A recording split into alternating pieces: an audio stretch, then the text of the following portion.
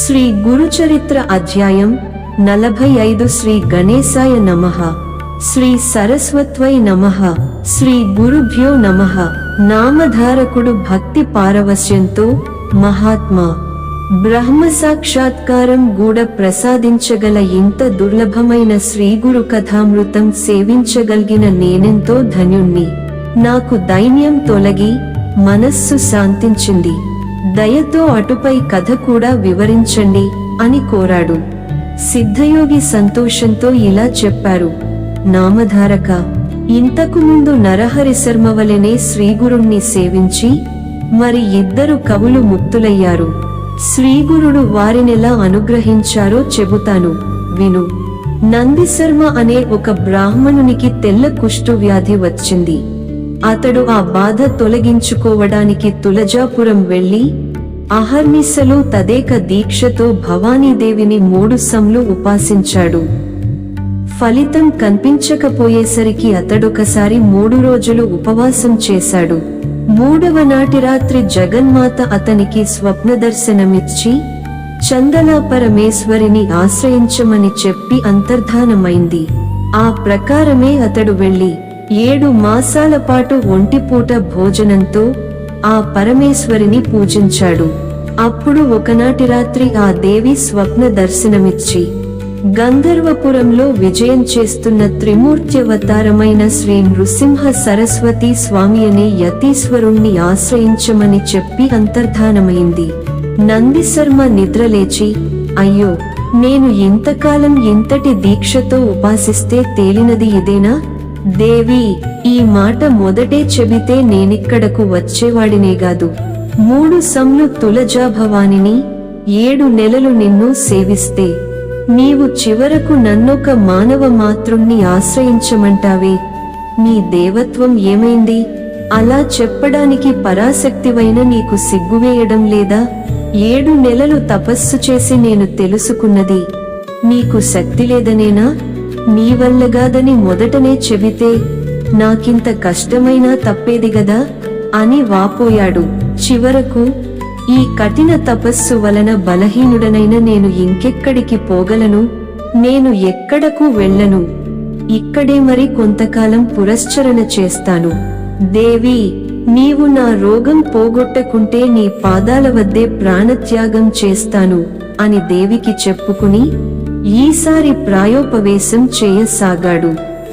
ఆ దేవి అతనికి మరల ఆ మరుసటి రోజు రాత్రే స్వప్నదర్శనమిచ్చి అతనిని అచ్చటి నుండి లేచిపొమ్మని ఆదేశించింది. దానికి తోడు అచ్చట పూజారికి గూడ ఆమె దర్శనమిచ్చి నందిశర్మను అక్కడ నుండి వెళ్ళగొట్టమని ఆజ్ఞాపించింది. మరుసటి ఉదయమే వాళ్ళందరూ అతనితో, నందయ్య గారు, అమ్మవారి సెలవయింది గనుక మీరు తక్షణమే ఇక్కడ నుండి వెళ్ళిపోవాలి, లేకుంటే మేమే ఇక్కడ నుండి నెట్టివేయవలసి వస్తుంది అని బెదిరించారు. వేరుదారి లేక అతడు అందుకంగీకరించి దేవిని పూజించి పారణ ఉపవాసం ముగించి చేసి ఆ ఊరు విడచి బయల్దేరాడు. తనకు వ్రతభంగమైనందుకు ఉపవసిస్తూ ఒక శివరాత్రి నాటికి గానాపురం చేరుకొన్నాడు. అతడు దేవి చెప్పిన ఆ యతీశ్వరులు ఎక్కడ ఉన్నారని ఆ నగరవాసులను విచారించాడు. వారు, శ్రీగురుడు శివరాత్రికి నిన్నటి దినమంతా ఉపవసించి స్నానానికని సంగమానికి వెళ్లారు, కొద్దిసేపట్లో తిరిగి వస్తారు అని చెబుతున్నారు. ఇంతలోనే ఆ యతిరాజు వస్తుండడం చూచి వారు ఆ కుష్ఠురోగిని దూరాన్నే ఉండమని చెప్పారు. స్వామి మఠంలో ప్రవేశించి తమ స్థానంలో కూర్చోగానే వారి దర్శనానికై ఒక కుష్ఠురోగి వచ్చారని అచ్చటివారు మనవి చేశారు.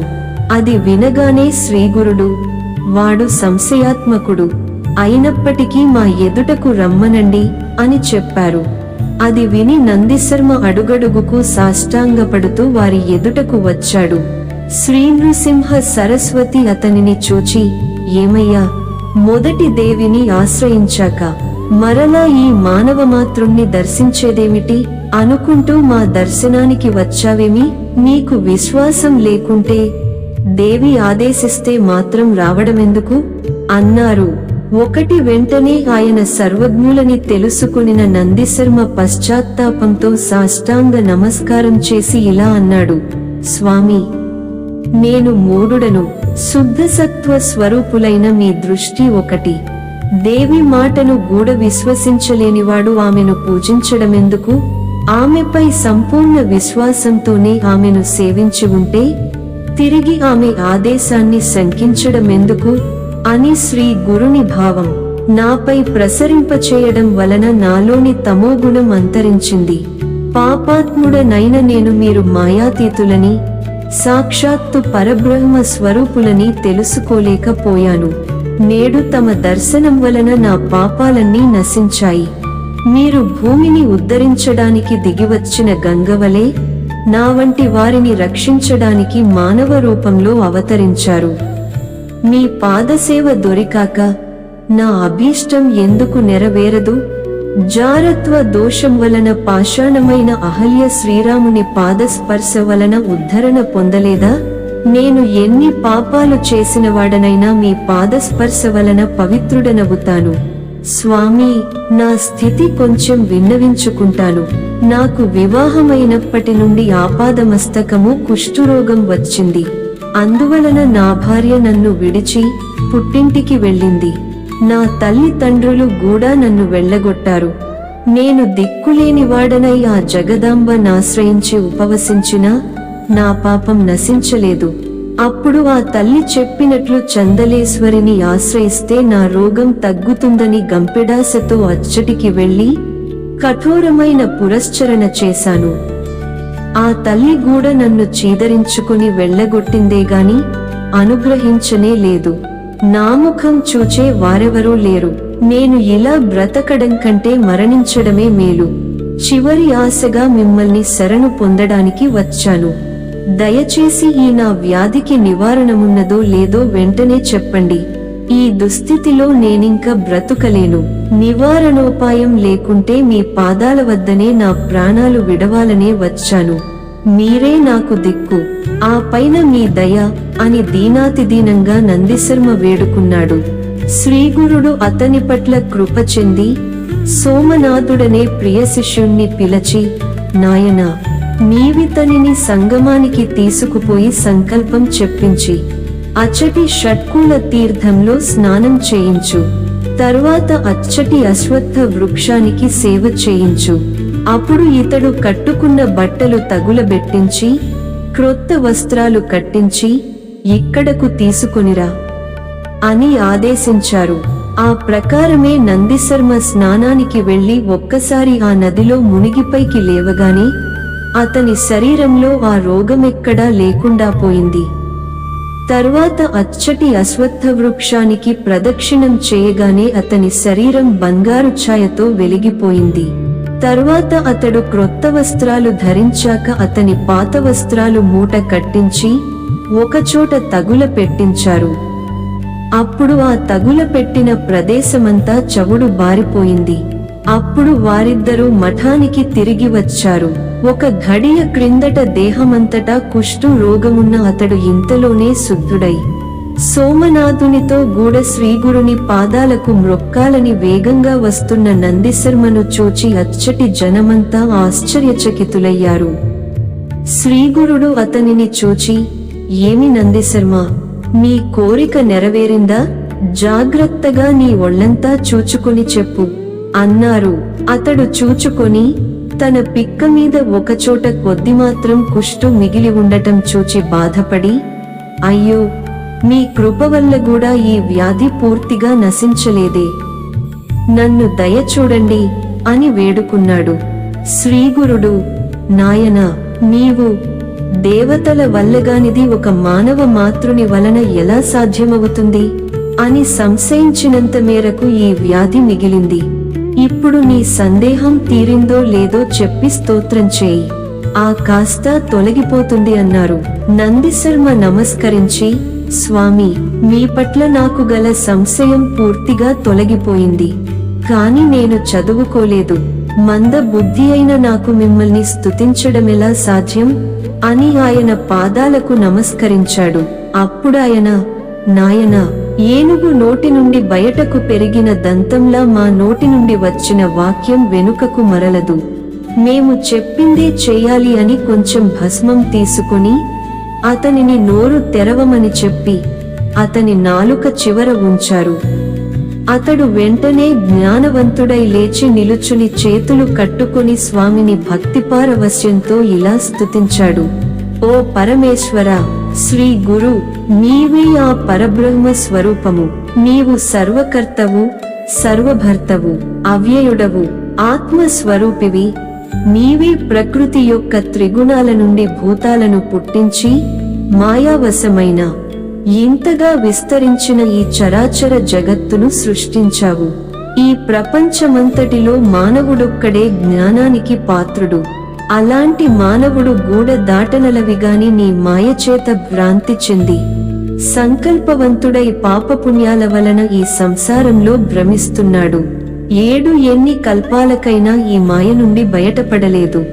ఒకప్పుడు సత్కర్మల వలన ఊర్ధ్వలోకాలకు పోయినా ఆ పుణ్యం వ్యయమవగానే క్రిందకు వచ్చి చంద్రమండలంలో పడతాడు.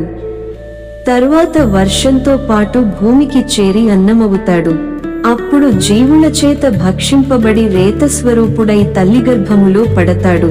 క్రమంగా నెలలు గడిచిన కొద్దీ ఎన్నో మార్పులు చెందుతూ తల్లి సేవించే కారము, వేడి మొదలైన పదార్థాల వలన ఎన్నో బాధలు పడతాడు. అయినా జ్ఞానం లోపించడం చేత పరమాత్మయైన మిమ్మల్ని స్మరించనేలేడు. ఆ గర్భచెర నుండి తప్పించుకుని బయటపడ్డాక కూడా తన బాధలు, భయాలు ఎవరికీ చెప్పుకోలేక ఎన్నో బాధలు పడతాడు గాని మీ గురించిన జ్ఞానమే ఉండదు. బాల్యమంతా ఆటలతో గడిచిపోతుంది. యవ్వనంలో మదించి ఎన్నో పాపాలు చేస్తాడు. అప్పుడు కామవశుడై కాలమంతా గడిపేస్తాడు. వృద్ధాప్యంలో బలం క్షీణించడం వలన వ్యాధులు, సాంసారికమైన చింతలు అతనిని తలమునకలు చేస్తాయి. వాటి వలన అంతిమ క్షణంలో కూడా మిమ్మల్ని హృదయపూర్వకంగా స్మరించనైనా లేడు. నేను కూడా ఇలానే మాయలోబడి ఎంతో కాలం మిమ్మల్ని స్మరించలేకపోయాను. ఇటువంటి ఘోరమైన సంసారంలో చెక్కిన నాకు ఎప్పుడు మీ దర్శనం లభించింది. మీరు నరరూపం ధరించి ఈ విశ్వాన్ని తరింపజేయడానికి అవతరించిన విశ్వపాలకులు. అజ్ఞానాంధులైన పామరులు మిమ్మల్ని గుర్తించనైనా లేరు. స్వామి, సన్ని సంసార సాగరం నుండి తరింపజేయి అని స్తుతించాడు. అప్పుడతడు ఆ పారవస్యంలోనే ప్రజల వైపు తిరిగి, ఓ జనులారా, ఇక్కడ మన మధ్యనున్న శ్రీగురుడు సాక్షాత్తు పరమేశ్వరుడే గాని మానవమాత్రుడుగాడు. వీరి దర్శనం వలన నా పాపాలన్నీ దావానలం వలన ఎండుటాకులు భస్మమైనట్లు నశించిపోయాయి. వీరి పాదస్పర్శ వలన బ్రహ్మచే వ్రాయబడిన నొసటి వ్రాత కూడా మారిపోగలదు. పెన్నిదివలే నేడు మనకీయన లభించారు. అయినా మనమీయనను గుర్తించలేకున్నాము. ఆత్మ శ్రేయస్సు కోరుకున్న వారందరూ ఈయనను భజించి ధన్యులు కండి. ఈయన మాహాత్మ్యాన్ని నేనెంతని వర్ణించను. వాక్కుకు మనస్సుకు అతీతమైన ఈయన మహిమను వర్ణించబోయి వేదమే మూగా బోయింది అని ఇక నోట మాటరాక ఆనంద భాష్పాలు కారుస్తూ నిల్చుండిపోయాడు. అతడు చేసిన స్తోత్రానికి సంతోషించిన శ్రీగురుడు అచ్చటి వారితో, ఈ బ్రాహ్మణునికి కవీశ్వరుడు అని బిరుదిస్తున్నాము. నేటి నుండి అందరూ ఇతనిని కవీశ్వరుడనే పిలవండి అని చెప్పారు. ఇంతలో తన పారవస్యం నుండి తెప్పరిల్లిన నందిశర్మ తన శరీరం పరిశీలించుకున్నాడు. అంతకుముందు మిగిలిన కొద్ది పాటి కుష్ఠుగూడా మటుమాయమవడం గమనించి సంతోషంతో స్వామికి నమస్కరించాడు. నాటి నుండి నందిశర్మ శ్రీగురుని సేవిస్తూ ఆయన మాహాత్మ్యాన్ని కీర్తిస్తూ స్వామి సన్నిధిలోనే ఉండిపోయాడు. ఇటువంటి కవీశ్వరుడే మరొకడు కూడా శ్రీగురుని సేవించి తరించాడు. 45 అధ్యాయము సంపూర్ణము. శ్రీ దత్తాయ గురవే నమః. శ్రీ శ్రీపాద శ్రీవల్లభాయ నమః. శ్రీ నృసింహ సరస్వత్యై నమః.